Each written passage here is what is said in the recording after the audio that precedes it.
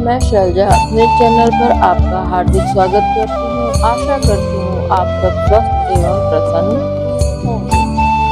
आज मैं हरितालिका तीज व्रत की कथा के बारे में सुनाऊंगी। हरितालिका तीज का व्रत भादो मास की शुक्ल पक्ष की तीज को रखा जाता है। इस दिन महिलाएं अपने पति की लंबी उम्र के लिए व्रत रखती हैं और भगवान शिव पार्वती का पूजन करती हैं। इस दिन यह कथा पढ़ी जाती है। हरितालिका तीज पर मां पार्वती और भगवान शिव की पूजा की जाती है। इस दिन प्रदोष काल में माता पार्वती और भगवान शिव का पूजन किया जाता है। अगर आप भी कथा पढ़ना चाहते हैं तो पहले पूजा की तैयारी कर लें। पूजा की तैयारी के लिए केले के पत्ते और बंधनवार से एक मंडप बनाएं। इसके बाद जमीन पर आसन बिछाएं और फिर व्रत का संकल्प लें। माता को वस्त्र, फूल, चंदन चढ़ाएं और धूप दीप नैवेद्य चढ़ाएं। इसके बाद फल अर्पित करें। इन सभी के छोटे मंत्र होते हैं जिससे आप बोलकर ये चीजें अर्पित कर सकते हैं। इसके बाद यह कथा सुने। कथा इस प्रकार से है। श्री परम पावन भूमि कैलाश पर्वत पर विशाल वट वृक्ष के नीचे भगवान शिव और पार्वती सभी गणों सहित बाघांबर पर विराजमान थे।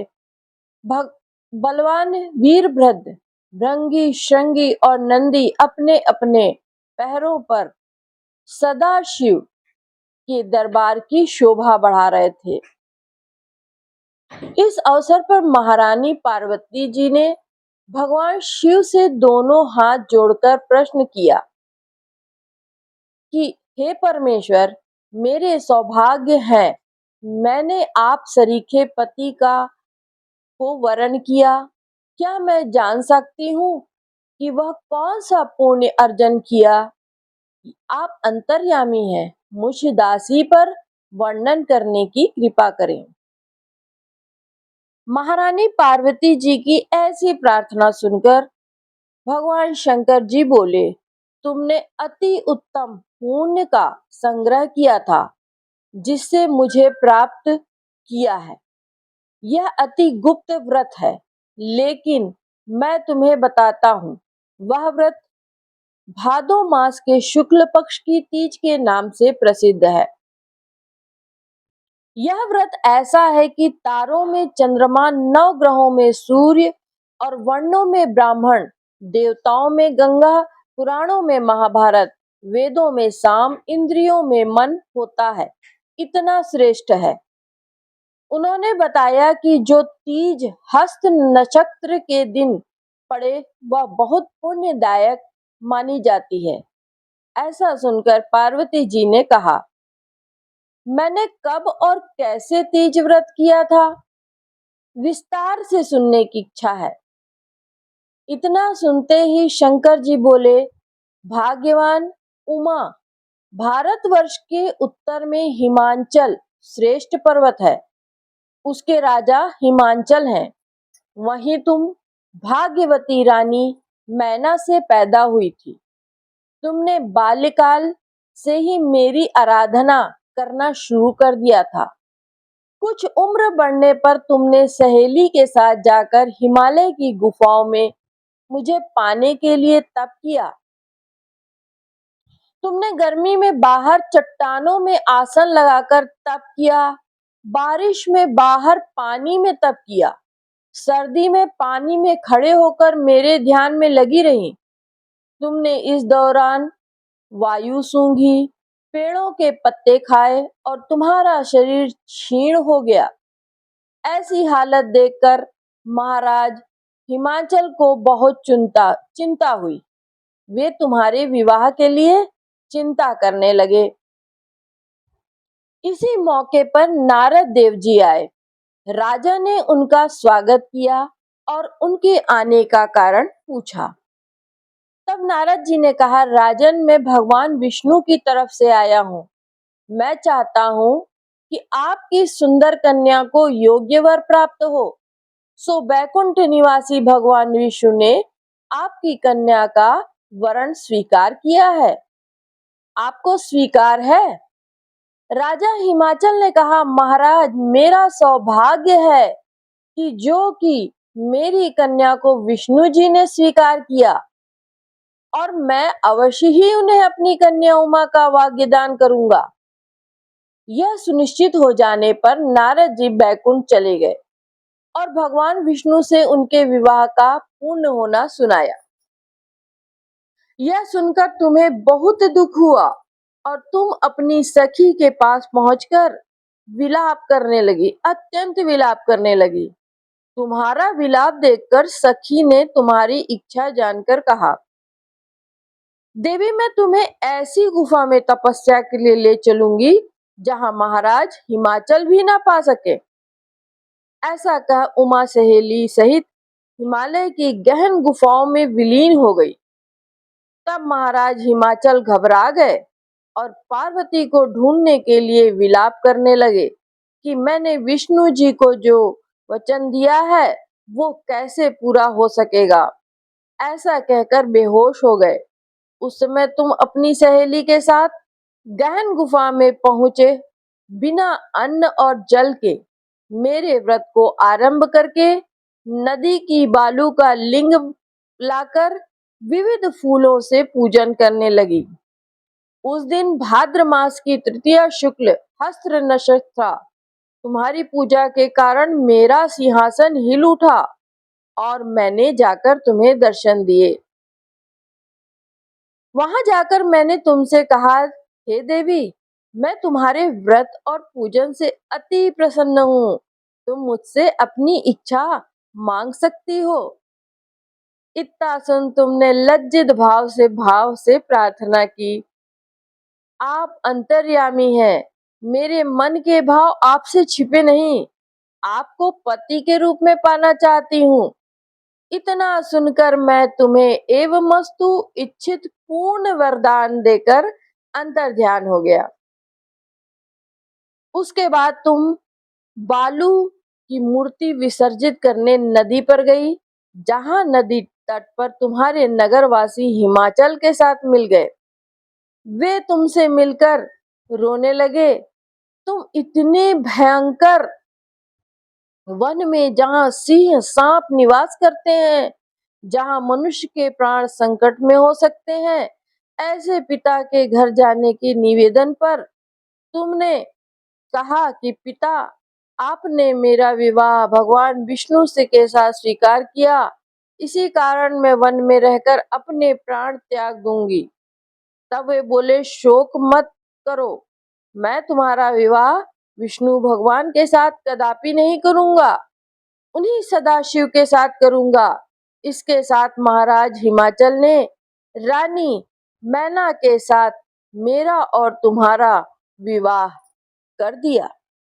हरितालिका तीज की पूजा प्रदोष काल में की जाती है। इस दिन सुहागन महिलाएं नए कपड़े पहनती हैं और 16 श्रृंगार करती हैं।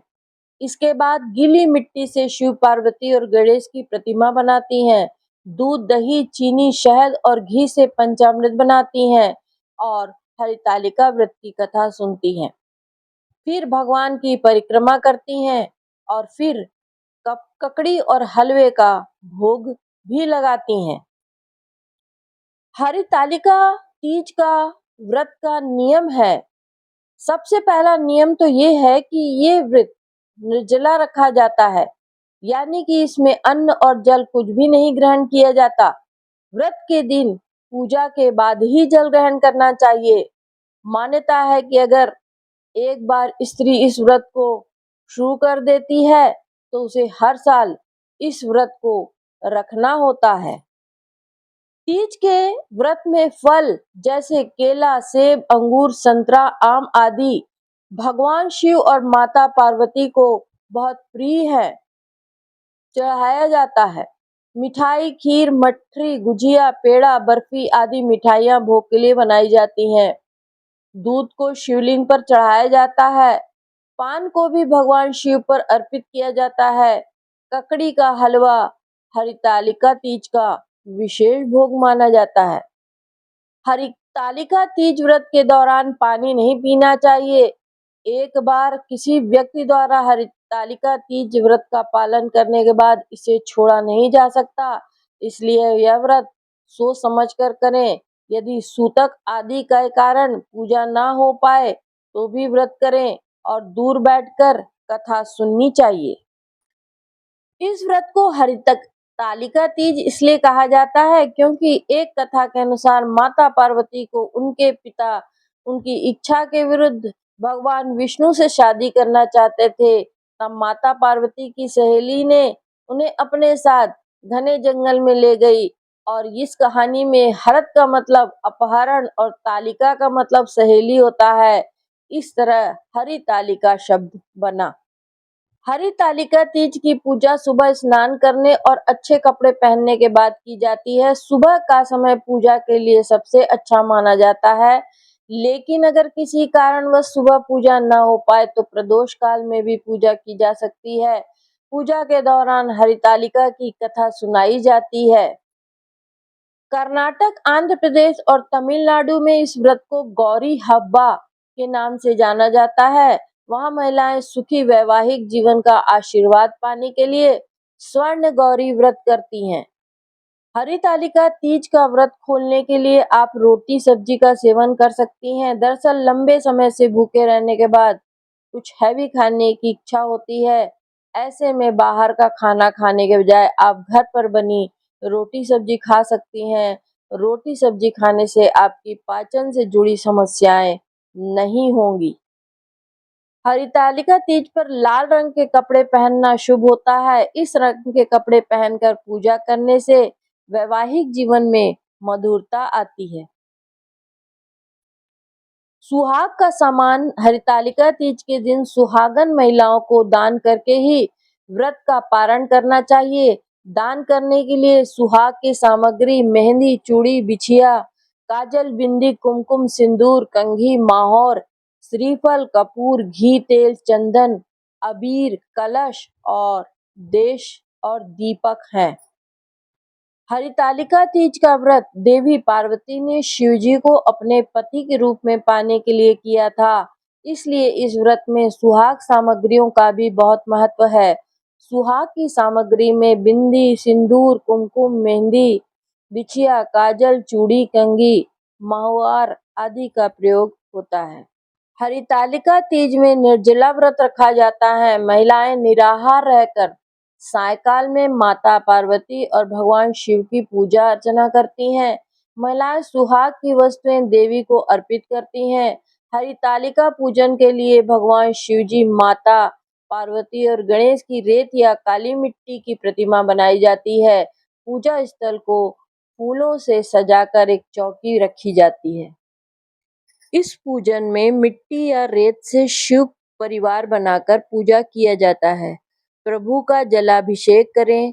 श्रृंगार का सामान अगरबत्ती, धूप, दीप, शुद्ध घी, पान, कपूर, सुपारी, नारियल, चंदन, फल फूल के साथ आम, केला, बेल व शमी के पत्ते से पूजा करें।